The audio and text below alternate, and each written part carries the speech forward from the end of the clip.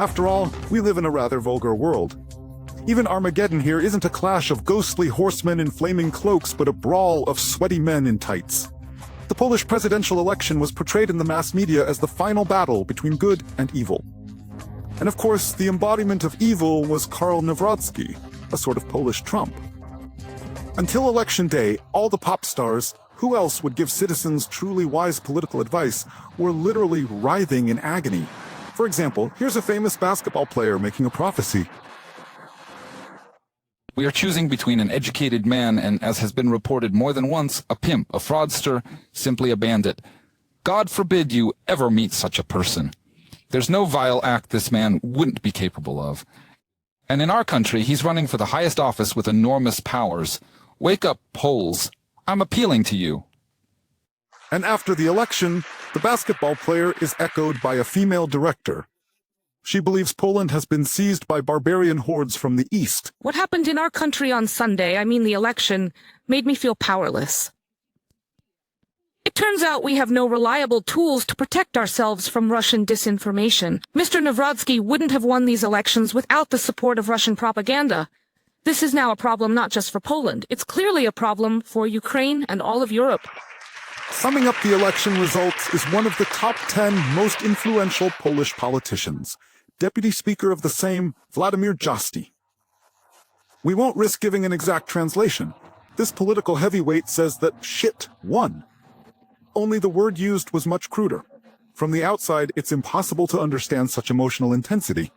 Nawrocki and Trzaskowski look like two peas in a pod. They're from the generation of Teflon politicians. Always smiling, nothing sticks to them, no real achievements or biographies, but they're good Christians and family men.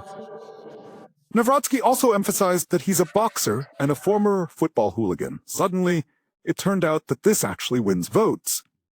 On election day, according to some bogus exit polls, candidate Trzaskowski even declared himself the winner at one point. Perhaps the idea of canceling the results, if the wrong candidate won, was seriously considered. If Nawrocki's victory is a disaster, then any measure to save the country is justified, even Romanian style, with annulment of the results. But canceling Nawrocki's win would mean declaring war on the states. And for traditionally pro-American Warsaw, that's unthinkable. And the White House made its preference quite clear. Trump met with Nawrocki, and an American minister came to Poland on a campaign tour. What do we need from Poland? We need you to choose the right leader. A leader who will ensure a return to conservative values. You'll elect a leader who will work with President Trump, and the Polish people will have a strong ally. The U.S. military presence will remain here, and Fort Trump will be based here for the security of both our countries. So, the voice of the people was recognized as the voice of God, and Nawrocki won by 1.5%. Sociologists say the winner was supported by rural Poland, the very part being destroyed by globalists. Urban and cosmopolitan Poland voted for Trzaskowski. Nawrocki's future policy is quite clear. Since the government and parliament are controlled by opponents, the president will focus on throwing wrenches in their plans.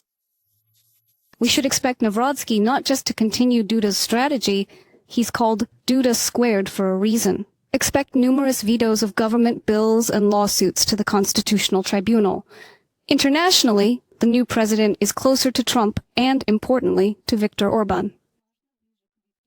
Nawrocki declared his euroscepticism during the campaign. In this, he's the complete opposite of Prime Minister Tusk. Domestically, the Polish president's powers are almost ceremonial. He reigns but does not rule.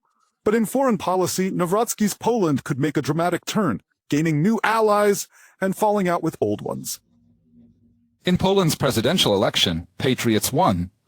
We expect the restoration of Hungarian-Polish relations, which were deliberately destroyed by the current Polish government. Visegrad cooperation will be revived. If, as we expect, President Babis wins in the Czech Republic in September, one of the EU's most effective internal alliances could emerge. In any case, the joy of Nawrocki's supporters and the gloom of his opponents seem excessive. Candidates rarely fulfill campaign promises, but in this case, it's simply impossible. Poland can swap the EU for the US as its patron. It can change its rhetoric. The country could even face administrative paralysis. On June 11th, Parliament will vote on a confidence motion in the government, and no one knows how it will end. There's a non-zero chance of the cabinet resigning and new parliamentary elections. But all this is mostly just words, and elite political storms. In any case, Poland will remain facing west with its back to the east. A friendly smile to Europe, bayonets and gun barrels toward us. Sadly, that won't change. Not today, not tomorrow, not in the foreseeable future. Oleg Romanov, main broadcast.